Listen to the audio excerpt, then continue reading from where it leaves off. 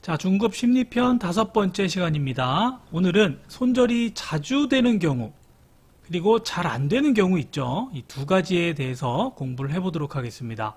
자, 돈을 버는 방법 두 가지가 있다고 그랬어요. 수익을 보는 경우하고 손실을 더 안 보는 경우. 그래서 둘 중에 우리가 집중을 해야 되는 것은 둘 다 중요하지만 가장 먼저 잃지 않는 기법에 대해서 우리가 더 집중을 해야 되겠다. 리스크 관리죠. 자, 그래서 그림으로 설명을 드렸죠. 수익 내는 기법, 이런 기법들에 집중을 먼저 하게 되면 깨진 항아리에 아무리 물을 부어봤자 새기 마련이잖아요. 그래서 계좌가 쌓일 수가 없어요. 그래서 먼저 잃지 않는 기법에 집중을 해야 된다. 깨진 항아리를 먼저 손보자. 그런 방법들이 매력이 없고 재미가 없고 때론 지루할 수 있지만 이 리스크 관리에 신경을 먼저 써야 계좌가 쌓일 수 있다라고 말씀을 드렸죠. 그래서 첫 번째, 손절은 진입할 때 올라가는 것을 먼저 신경 쓰는 게 아니라 손절을 먼저 설정하고 진입을 해야 된다 말씀을 드렸습니다. 그래야 되는 이유는 빠른 대응이 가능하다. 손절을 우리가 먼저 생각하고 또 자주 생각했기 때문에 이게 만약에 트랩이 돼서 지금처럼 이렇게 손절이 되면 바로 유연하게 대응이 가능해요. 그러니까 손절을 자신 있게 할 수 있고 선물하시는 분들은 매도로 스위칭도 가능하다. 그리고 익절이 길어진다. 여러분 사서 수익 조금만 나면 바로 팔아버리잖아요. 무서워서. 그게 왜 그래요? 이 손절에 대한 자신감이 없어서 그래요. 손절을 먼저 생각하고 자주 생각하면 짧게가 아니라 길게도 홀딩이 가능하다는 얘기예요. 그러면 손익비가 좋아지겠죠. 그래서 손절을 먼저 생각하고 진입하는 건 굉장히 중요하다. 세 번째, 심리가 안정된다. 왜? 미리 내가 한번 컷될 거를 시뮬레이션을 한번 해봤기 때문에 실제로 컷이 돼도 그렇게 흔들리지 않을 수 있어요. 근데 먼저 생각하지 않은 사람들은 컷되면 당황하고 뇌동매매로 이어질 수 있다. 말씀을 드렸습니다. 그래서 매매는 수익날 자리를 찾는 게임이 아니라 손절 라인을 찾는 게임이다 라고 말씀을 드렸어요. 그래서 결과에 자유할 수 있는 자리, 그 얘기는 결국 반드시 복구할 수 있다는 자신감이 있기 때문에 이 결과에 자유할 수 있는 거예요. 컷돼도 난 상관없어. 어차피 난 찾아올 수 있어. 선물하시는 분들은 지금 보세요. 요만큼 컷됐지만 이만큼 스위칭을 하면 먹을 수 있잖아요. 그러니까 이런 자신감이 있기 때문에 컷돼도 좋고 컷 안 돼도 좋고 이 결과에 자유할 수 있다는 얘기예요. 그래서 여기까지 했고, 자, 그러면 이제 이런 질문을 할 수 있어요. 자, 아니 프로님, 손절을 먼저 생각하고 진입을 하는데 자꾸 손절이 되는데요? 미치겠는데요? 이런 경우는 왜 그럴까요? 생각해 보세요. 자, 손절을 먼저 생각하는데 손절이 자주 돼. 이제 이런 질문을 하시는 분들 많은데, 자, 이유는 뭐냐면 먼저 중급 차트편에 이런 얘기 했습니다. 절대 기준가하고 일반 기준가 설명을 드렸어요. 제가 댓글로 관련 영상은 링크를 달아 놓겠습니다. 이 강의를 보고 보시면 돼요. 자, 일반 기준가는 뭐예요? 그냥 기준가예요. 말 그대로 손절만 시키고 갈 수도 있는 기준가야. 그러니까 강력한 기준가가 아니라 살짝 건들고 갈 수 있는 기준가. 절대 기준가는 추세가 전환될 수 있는 강력한 기준가예요. 그러니까 이런 기준가를 깨면 그냥 추세가 뒤집어질 수 있는, 아까 봤죠? 그러니까 이런 기준가가 절대 기준가가 된다. 그래서 보면 파란색이 일반 기준가고 빨간색 선이 절대 기준가, 즉 추세가 뒤집어질 수 있는 기준가예요. 물론 절대 기준가라고 깨지면 무조건 뒤집어지는 게 아니라 이것도 건들고 갈 수 있지만 대체적으로 이런 중요한 기준가들, 즉 절대 기준가를 깨면 추세가 뒤집어질 가능성이 높다. 그래서 이거를 먼저 구분하는 게 우선이 돼야 돼요.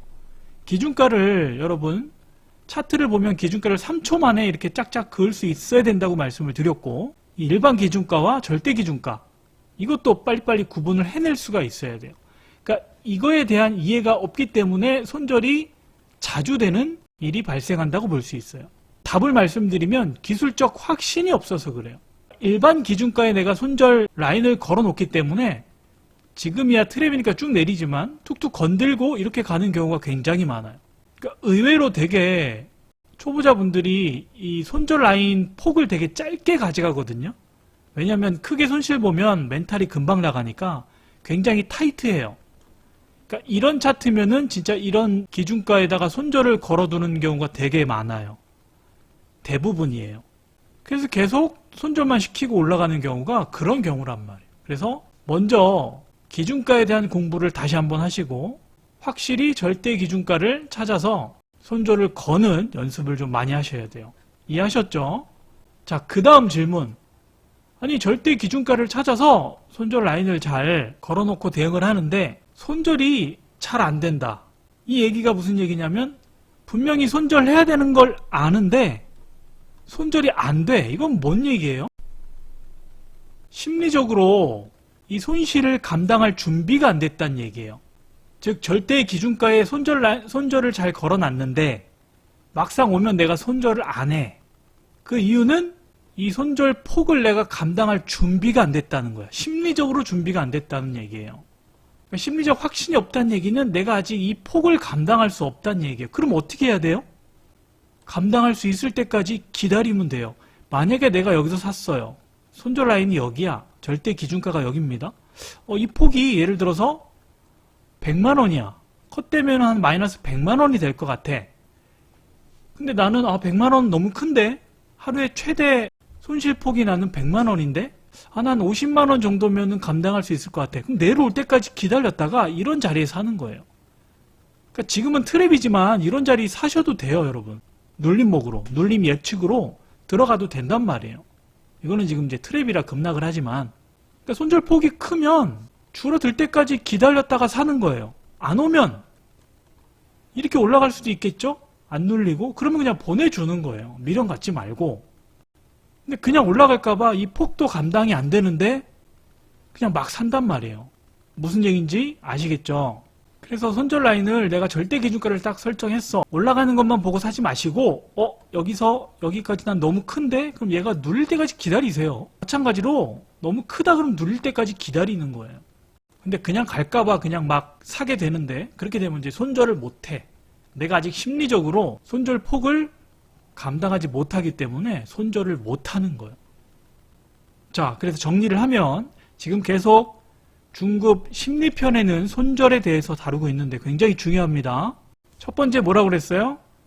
손절은 진입할 때 가장 먼저 생각해야 된다. 올라갈 거를 생각하는 게 아니라 손절 라인이 어딘지를 먼저 생각하고 진입을 하자. 두 번째는 매매는 수익 날 수 있는 자리를 찾는 게임이 아니라 손절 라인을 찾는 게임이다. 자, 여러분들이 자주 하는 질문, 손절을 먼저 정하고 들어가는데 손절이 자주 되는데요. 이런 분들은 왜 그렇다? 기술적인 확신이 없다. 일반 기준가, 절대 기준가에 대한 구분이 잘 안 되고 기준가를 잘 못 찾아서 이런 문제가 대부분 생겨요. 두 번째는 손절이 이제 잘 안 되는 경우, 자주는 안 되는데 즉 절대 기준가를 잘 찾는데 내려오면 손절이 안 돼. 이건 왜 그렇다? 손절 폭이 너무 크다. 심리적 확신이 없어서 그래요. 즉 내가 손실 금액을 감당할 자신이 없다는 얘기예요. 그럼 어떻게 한다? 기다려라. 더 기다렸다가 내가 감당할 수 있을 때 진입하면 된다. 그래서 오늘 한 내용이죠. 3, 4번이. 손절은 기술적인 확신이 있어야 덜 할 수 있어요. 당연하겠죠? 그러니까 차트 공부를 많이 하셔야 된다. 기준가를 잘 그어야 된다. 일반 기준가, 절대 기준가 잘 구분을 해야 된다. 그리고 손절은 심리적으로 내가 감당할 수 있을 때 자신 있게 할 수 있어요. 무작정 손절 라인만 잘 찾았다고 손절이 잘 되는 게 아니라 내가 감당할 수 있는 이 손절 폭이 돼야 된다. 이것도 잘 고려를 해야 돼요. 그래서 지금까지 이제 4가지 했고 아직 많이 남았습니다. 계속 손절은 정말 중요합니다, 여러분. 다 경험이 있잖아요. 손절을 못 해가지고 계속 크게 손실 보잖아요, 여러분. 찔끔찔끔 수익 내고 손절 못해서 맨날 물타기 하고 물려있다가 크게 손실 보고 이게 우리 현실이잖아요. 이제 손절을 잘 한번 해보자고요. 아시겠죠? 중요하니까 계속 반복해서 보시고 관련된 영상 밑에 링크로 또 남겨놓겠습니다.